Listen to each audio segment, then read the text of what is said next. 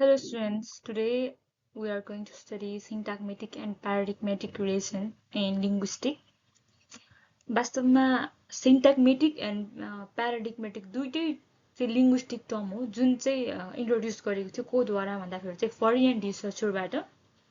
अब हामीले चाहिँ लिङ्ग्विस्टिकको स्टुडेन्ट भइसके पछाडि चाहिँ सिन्ट्याग्मेटिक र प्याराडिग्मेटिक रिलेसन भनेको के हो भनेर चाहिँ जान्नै पर्ने हुन्छ, किनभने यो चाहिँ हर बखत चाहिँ युज भइरहेको छ। यो कस्तो रिलेसन हो त भनेर हामीले बुझ्नुपर्ने हुन्छ र यस्तो आजको भिडियोमा चाहिँ हामी त्यो दुईटै कुरा क्लियर हुनेछौँ।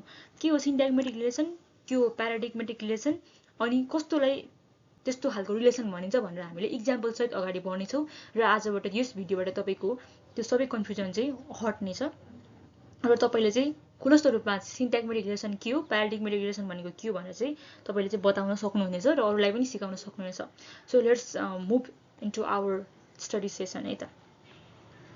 सो सुरुमा चाहिँ हामीले देख्न सक्छौँ कि syntagmatic relation is the linear and horizontal relationship between the elements that are presented in sentence or utterance.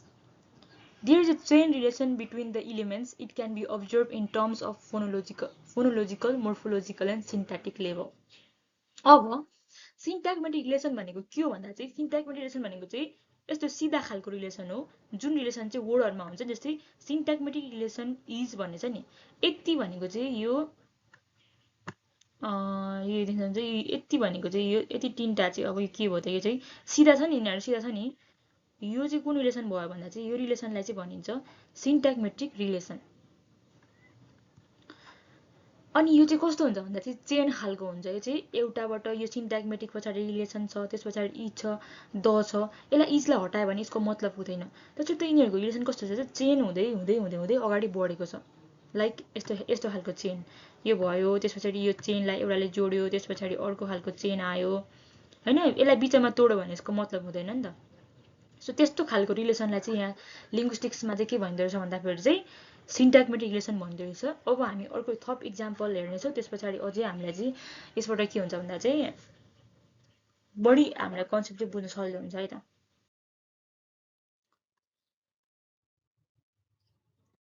अर्को रिलेसन रहेको छ प्याराडिग्मेटिक रिलेसन। सो के हो त भन्दाखेरि चाहिँ प्याराडिग्मेटिक भनेको चाहिँ ठ्याक्कै यसको उल्टो खालको रिलेसन हुन्छ है त। हेर्न सक्नुहुन्छ, paradigmatic relation is non linear and vertical relationship between elements. One element can be replaced by another element. This below chart helps to understand its concept. हेर्नुहोस् है त, अब यहाँ तपाईँले चाहिँ इक्जाम्पलबाट चाहिँ बुझ्नुहुनेछ। यहाँ हेर्न सक्नुहुन्छ कि सुरुमा चाहिँ के रहेको छ, I ate an apple. यो सिधा भएको चाहिँ यो रिलेसन, यो सिधा यसले यो छड्के यो सिधा देखाएर छ नि, यसलाई भनिन्छ सिन्ट्याग्मेटिक रिलेसन। यो कस्तो भयो त, सिधा सिधा अनि सिधा छ नि। जस्तै I ate an apple भनेको चाहिँ यो सिधा खालको रिलेसनलाई के भनिन्छ, सिन्ट्याग्मेटिक रिलेसन भनेर भनिन्छ। अर्को देख्नुहुन्छ, he had an orange. यो पनि सिन्ट्याग्मेटिक रिलेसन हो किनभने हामीले सिधा तरिकाले पढ्यो। अर्को के रहेको छ, we will eat apples. यो पनि कस्तो हो त, यो पनि हाम्रो सिधा खालको रिलेसन भएकोले सिन्ट्याग्मेटिक रिलेसन हो भनेर चाहिँ हामीले लिङ्ग्विस्टिकमा चाहिँ ढुक्कको साथ भन्नुपर्ने हुन्छ, किनभने यहाँ एकअर्कामा बाँधिएका छन्, चेन भएको छ। जस्तै आई पछाडि एट आएको थिएन भने एकैचोटि एन एप्पल आएको थियो भने यसको मिनिङ हुँदैन, चेन फुस्क्यो भने यसको मिनिङ हुँदैन। तर अब प्याराडिग्मेटिक भनेको चाहिँ कस्तो भन्दा चाहिँ प्याराडिग्मेटिक भनेको चाहिँ यस्तो खालको, यो चाहिँ कस्तो हुन्छ त भन्दा नन लिनियर र भर्टिकल खालको रिलेसनसिपलाई चाहिँ के भन्छ त लिङ्ग्विस्टिक्समा चाहिँ प्याराडिग्मेटिक रिलेसन भनेर भन्ने गरिन्छ। जस्तै आईको ठाउँमा चाहिँ केले सब्स्टिट्युट भयो, यसमा चाहिँ आईको ठाउँमा केले रिप्लेस भएको छ भन्दाखेरि हिले भएको छ, त्यस पछाडि वीले भएको छ। यस्तो भनेको चाहिँ के हो त, यो चाहिँ बेस्ड अन सब्स्टिट्युसन रिलेसनसिपलाई नै के भनिन्छ, प्याराडिग्मेटिक रिलेसन भनेर भनिन्छ। जस्तै यहाँनिर एटको ठाउँमा चाहिँ भब एटको ठाउँमा यहाँ एटै छ, अर्को भनेको विल इट छ। यो भनेको चाहिँ के हो त, सब्स्टिट्युट भयो। के सब्स्टिट्युट भयो, भब सब्स्टिट्युट भयो। त्यस्तै एप्पलको ठाउँमा ओरेन्ज आएको छ, त्यो पनि के हो त, त्यो पनि सब्स्टिट्युट भएको नै हो। अब यस्तो खालको रिलेसनलाई के भनिन्छ त, यस्तो खालको रिलेसनलाई भनिन्छ प्याराडिग्मेटिक रिलेसन। बुझ्नुभयो? आई थिङ्क तपाईँहरूले चाहिँ यसलाई चाहिँ स्पष्ट तरिकाले बुझिसक्नुभयो होला, मलाई त्यस्तै लाग्यो। अब बुझ्नुभएको छैन भने तपाईँले थप कमेन्टमा सोध्न सक्नुहुनेछ। रिप्लेस गर्ने क्या, यसलाई चाहिँ रिप्लेस हुन्छ भने त्यसलाई चाहिँ भनिन्छ प्याराडिग्मेटिक रिलेसन। तर चेन खालको छ र होरिजेन्टल खालको छ भने त्यसलाई भनिन्छ सिन्ट्याग्मेटिक रिलेसन। यो चाहिँ लिङ्ग्विस्टिक्समा आइरहन्छ है त।